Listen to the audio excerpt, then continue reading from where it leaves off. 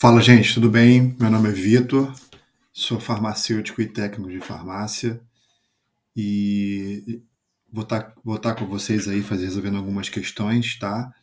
A ideia do canal, como primeiro vídeo, é resolver questões de concursos de forma rápida, prática, explicar mais ou menos. Não vou me aprofundar muito na explicação, mas vou explicar um pouco.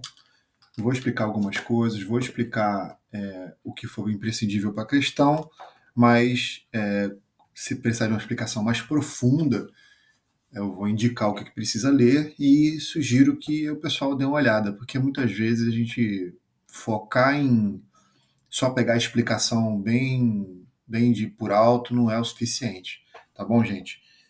Então, a gente vai estar resolvendo algumas questões. Vamos começar com algumas questões de graça, né, que tem disponível na internet, bem tranquilo, sem muito problema para poder conseguir essas questões. Essas primeiras questões vão ser do site Que Concursos. Tem um formato interessante, são questões gratuitas, algumas questões são gratuitas, então a gente pode partir para fazer uma análise delas e vamos resolver, né, gente? Vamos lá, sem mais delongas, vamos resolver essas questões. Então, beleza. Vamos lá, primeira questão. Assinale a alternativa que apresenta ingrediente inerte. Interessante. Ingrediente inerte, sólido, que pode ser utilizado para dar volume e peso ao medicamento quando misturado a princípio ativo. Tranquilo. Então vamos lá. Veículo, não é. Fármaco, não é. Formulação farmacêutica, muito menos. Bom, recipiente. Base, é? Não, não é. Então, beleza. Essa questão é a letra D, recipiente, questão tranquila, né? Questão bem tranquila, mas vamos lá. Próxima questão. Durante o processo de armazenamento de medicamentos, alguns fatores podem alterar a estabilidade física dos mesmos. Ele focou aqui, né? Estabilidade física, levando-os a sofrer alterações de mudanças de suas características. Considerando a perda de estabilidade física, a assinale a alternativa incorreta. Alternativa incorreta. Beleza, tomar cuidado para a gente não confundir. A gente pode ler rápido e acabar confundindo, né? Então, beleza. Separação de fase em emulsões. Tranquilo. Emulsões têm dois líquidos immiscíveis, né? Essa separação de fase é um evento físico, né? Claro, considerando que a emulsão não está devidamente estabilizada, né? Então, vai ter um líquido em cima, outro líquido embaixo, o mais denso desce. Beleza, evento físico, tranquilo. Então não é essa a questão. Porque tá certo, é um evento físico. Então a gente quer saber a incorreta. Suspensão de conformação de sedimento compacto.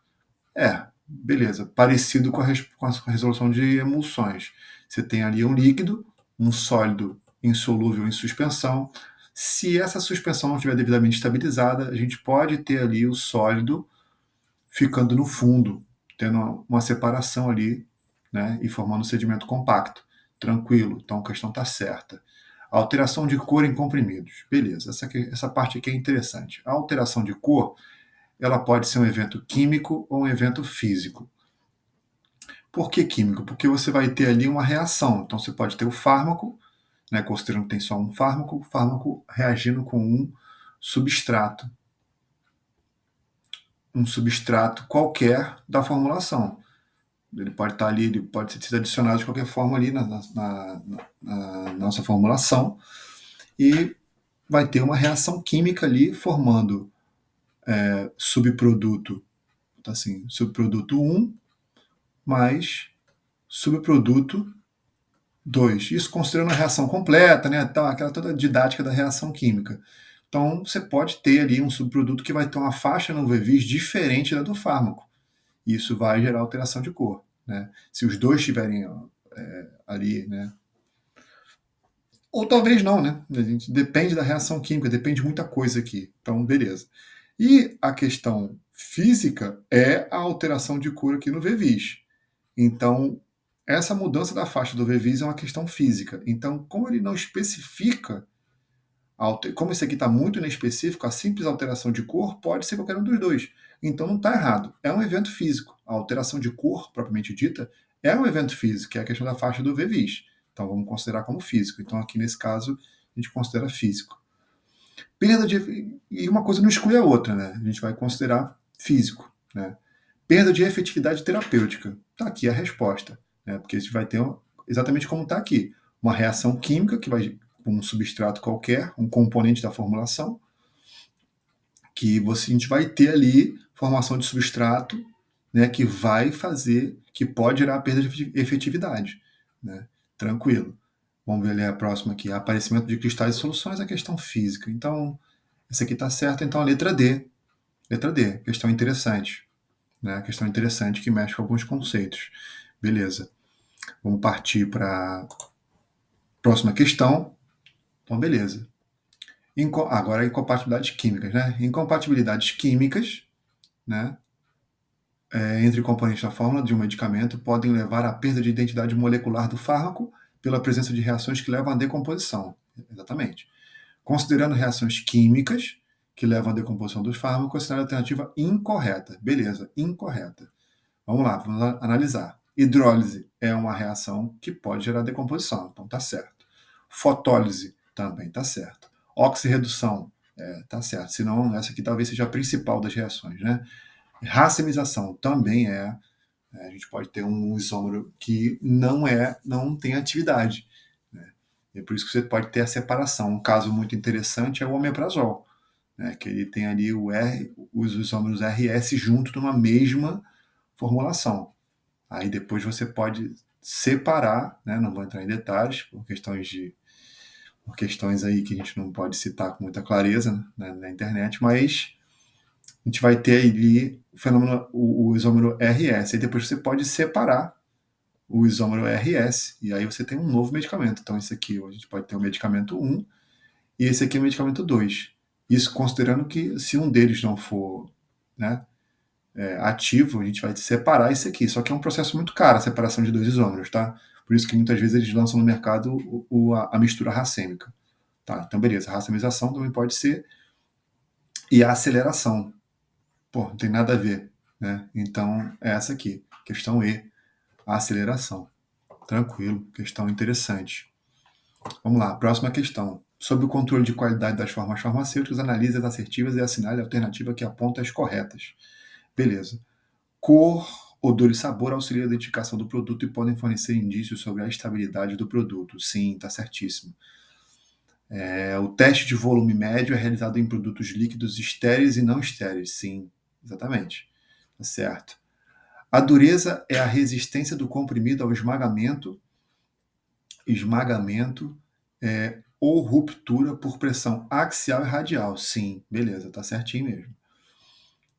A fiabilidade é a resistência do comprimido à queda ou rolamento. Tá certo isso aqui, queda ou rolamento.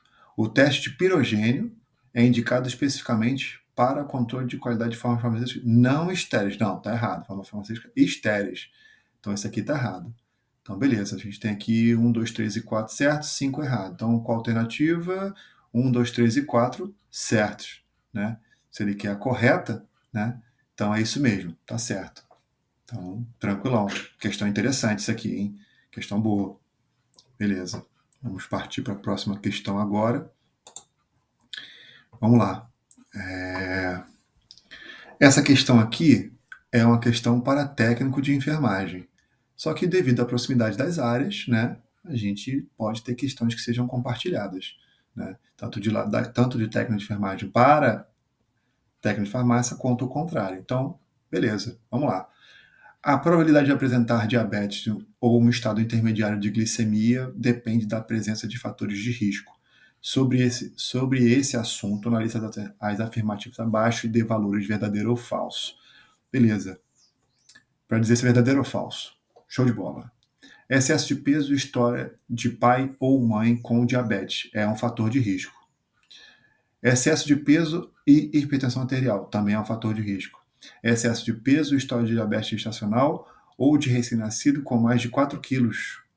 Beleza, também é um fator de risco. Atividade física regular não é fator de risco para diabetes. Excesso de peso e síndrome de ovário policístico também é um fator de risco. Então, beleza.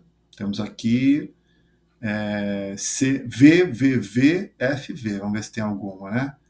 VVVFV. Beleza? Questão A. É isso aí. Tranquilo. Questão molezinha, né? Questão tranquila. Show de bola. Vamos para a próxima questão. Um paciente chega na farmácia para comprar os medicamentos prescritos pelo médico. Em conversa com a atendente, relata estar sentindo dor de garganta, na qual se observam placas esbranquiçadas, né? Ter tido febre, estar com o nariz escorrendo e bastante tosse. Escorrendo bastante e tosse, desculpa. O paciente ainda relata não ter nenhuma outra doença que requer medicamentos. Em relação aos medicamentos adequadamente prescritos para o paciente, é correto. Beleza. Esse tipo de questão aqui cai. E qual é o interessante delas? Não é avaliar a efetividade do medicamento para determinada doença necessariamente. É também avaliar a dose também. Numa questão para técnico de farmácia, a gente vai ter uma noção dos medicamentos. Então, não tem uma análise farmacológica mais aprofundada. Então, vamos lá. O que o técnico precisa saber nesse tipo de questão? Saber, assim, meio que um norte dos medicamentos que foram prescritos. Se cair uma simvastatina aqui, uma rosuvastatina e tal, porra, claro que não. Agora, se cair aí um medicamento, um antibiótico tal, assim, é um norte, assim. A questão é marcar um norte dos medicamentos. Se fosse uma questão isso para técnico, uma questão para farmacêutico, aí tem que analisar a dose também. Na verdade, é indicado que todos nós analisemos, né, a dose, né? Porque, o cara vem aqui com amoxicilina, o cara joga aí um quilo de amoxicilina cápsula por dia, entendeu? Não faz muito sentido. Aí o técnico de farmácia seria indicado passar essa questão para o farmacêutico e deixar a avaliação dele, né? Ah, se vai fazer avaliação ou não, aí é outra história. Isso é teoria. Tem que passar para o farmacêutico e analisar. Então, beleza, vamos ver as questões. Vamos lá. Placas esbranquiçadas, clássico de infecção estreptocócica. Trato respiratório superior, nariz escorrendo e tosse. Beleza, e febre. Então a gente vai ter que ter ali alguns medicamentos para esses males aqui. Então vamos analisar. Amoxicilina, 500mg cápsula, beleza, antibiótico, tá certo. Paracetamol, não é certo e errado, né? O termo certo seria usual, é usual. Paracetamol 750mg comprimido, usual. Nimesulida, usual, dois inflamatórios ali, né? Só que um anti-inflamatório, esse aqui vai ajudar também na questão da febre e tal, beleza. Acetosina, expectorante. Beleza, tá razoável isso aqui. Vamos para a próxima. Amoxicilina, tá razoável. Amidorona, não. Então, já cortei isso aqui. Nimesulida, assim, dipirona, beleza. Não é a B. Cefalexina, tá razoável. É antibiótico, né? Estaria razoável. Simvastatina, não é. Lorazepam, muito menos. Dipirona, tá. Então, isso aqui errou. Propofol, você errou de longe isso aqui, né? Metoclopramida, também não. Acetosina, sim. Diazepam, muito menos. Então, também está errado. Beleza, vamos considerar hipoteticamente aqui. Digamos que tivesse a mesma. Uma questão para técnico de farmácia não estaria igual, né? Digamos que a gente tivesse aqui os mesmos paracetamol, nimesulida, acetosina, só mudou ali cefalexina e amoxicilina. Numa questão para técnico de farmácia, é muito improvável que caia isso. Porque aí você vai ter que analisar a classe dos medicamentos, que não é uma coisa muito abordada para técnico de farmácia. Porém, para farmacêutico, teria que ser uma análise bem aprofundada. Então, pode cair essa questão do farmacêutico. Então, aí o cara analisa aqui a cefalosporina ou uma ampicilina, né? Então, provavelmente, o mais usual é a amoxicilina, entendeu? Mas, nesse caso aqui, nem precisa analisar porque já botou uma simvastatina aqui que tinha nada a ver com a situação. E o lorazepam também. Então, beleza. Por isso que ele fala aqui que nenhuma outra doença que requer medicamentos, porque o médico poderia colocar tudo junto. Não é possível, né? Eles fazem isso. Então, nesse caso aqui, é a letra A. Questão interessante. Questão interessante, vai de acordo com o nível. Né? Se fosse para farmacêutico, seria diferente. Mas tranquilo, questão boa. Né? Vamos partir para a próxima questão. Vamos lá. Água utilizada na produção de medicamentos na farmácia de manipulação deve seguir a exigência da RDC 67 de 2007. Indicaria a leitura, né? Que ela vai abranger várias questões aqui da farmácia. Referente às boas práticas de manipulação e preparações magistrais oficinais para uso humano em farmácia. Show de bola. Em relação a isso, em relação a esse tópico é incorreto. Beleza, então vamos lá. Devem ser realizados para água purificada, testes físico-químicos e microbiológicos obrigatoriamente na própria farmácia, no mínimo mensalmente, com o objetivo de monitorar o processo de obtenção de água. Não é mensalmente. Então, beleza. Essa aqui é incorreta. Vamos ler as próximas, né?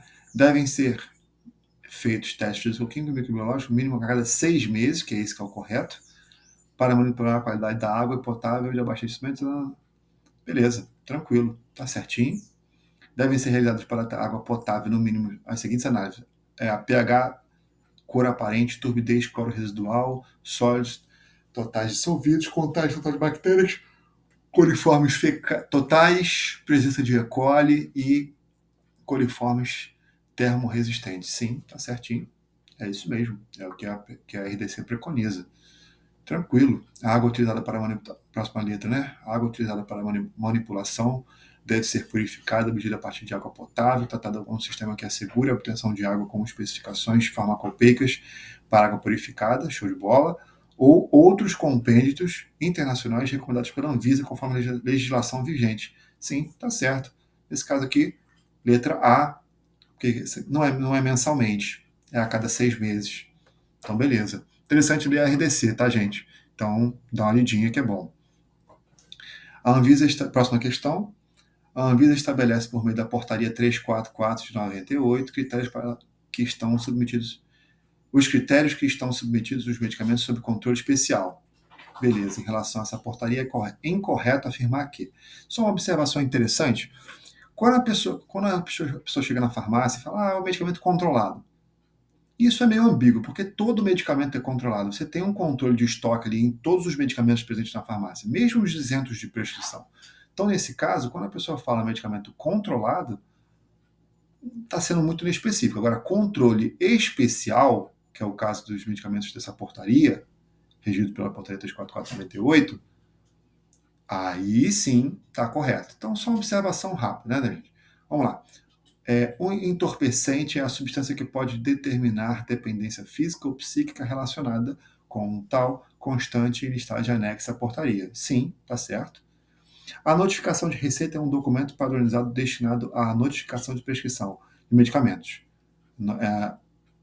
A. Entorpecentes, cor amarela. B. Psicotrópicos, cor azul. C. Retinoide de uso sistêmico e imunossupressores, cor branca. Sim, tá certo. Beleza. O livro de registro específico é destinado à anotação de ordem cronológica de estoques de entrada por aquisição ou produção, de saída por venda, processamento ou uso e de perda de medicamentos sujeito a controle especial. Sim, tá certíssimo. Tem que anotar tudo. Beleza, tá certinho. Todos os medicamentos sujeitos a controle especial considerados pela portaria 344 são aqueles identificados como controlados com faixa ou tarja preta. Não. Nesse caso, não.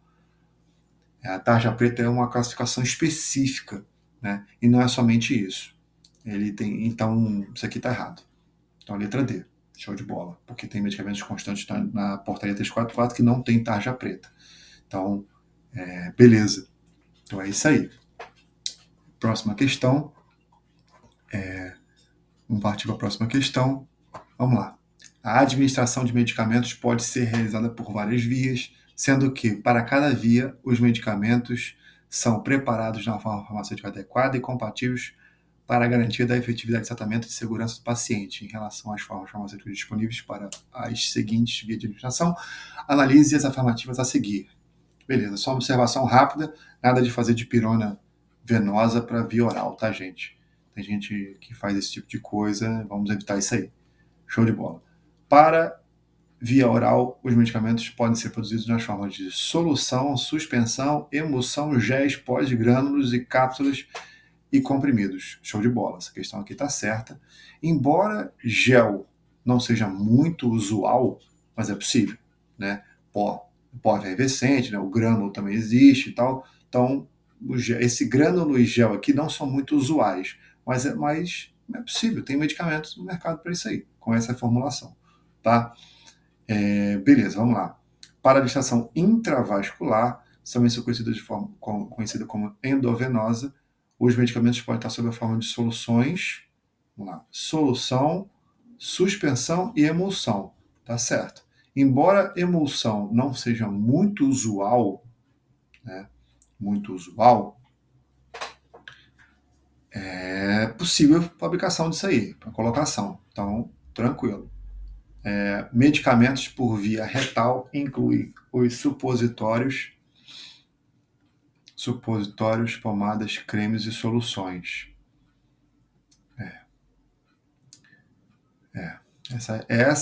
Esses cremes e soluções aqui, embora não seja muito usual, solução aqui, embora não seja muito usual, é possível por via retal, né?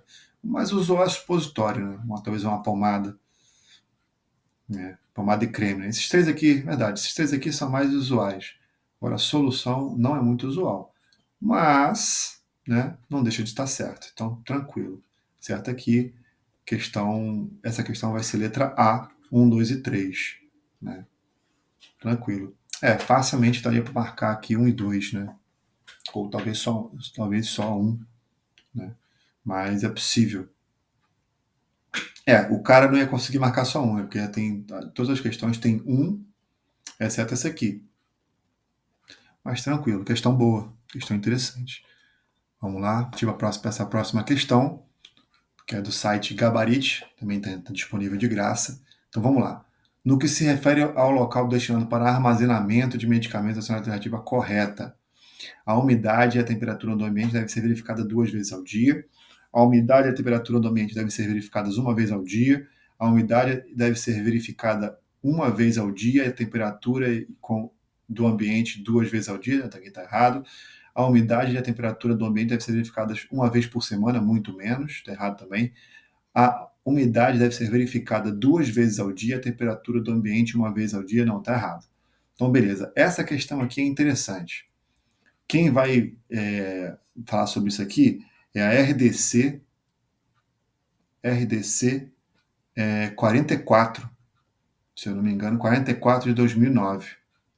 Interessante, bom dar lida nessa RDC aqui. Ela preconiza que deve ser verificado diariamente, mas não diz quantas vezes. O que acontece é que ela diz que deve ser verificado no momento em que haja maior variação de temperatura.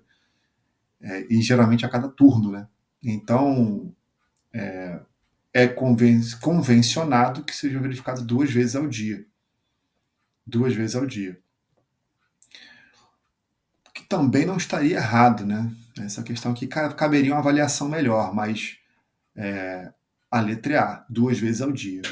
Se não tivesse esse 2 vezes ao dia aqui, seria 1 vez ao dia, porque tem que ser diariamente, né? Mas esse 2 vezes ao dia aqui a gente pode incluir aí a cada turno, né? Então, beleza. Tranquilo, questãozinha cabreira aí, dá pra cair nessa questão, né, gente? Então, é isso aí. Vamos finalizar por aqui. E aí, a gente segue o vídeo, segue aí o canal para a gente poder ter mais questões, tá? Eu vou estar fazendo mais questões sobre mais resoluções, tá bom? Primeiro eu vou começar com esses sites da internet, depois eu vou estar lendo algumas provas que vão ser interessantes, né? Porque aí vão ter mais questões ainda. A ideia é ler todas as últimas provas para técnica de farmácia, tá, gente?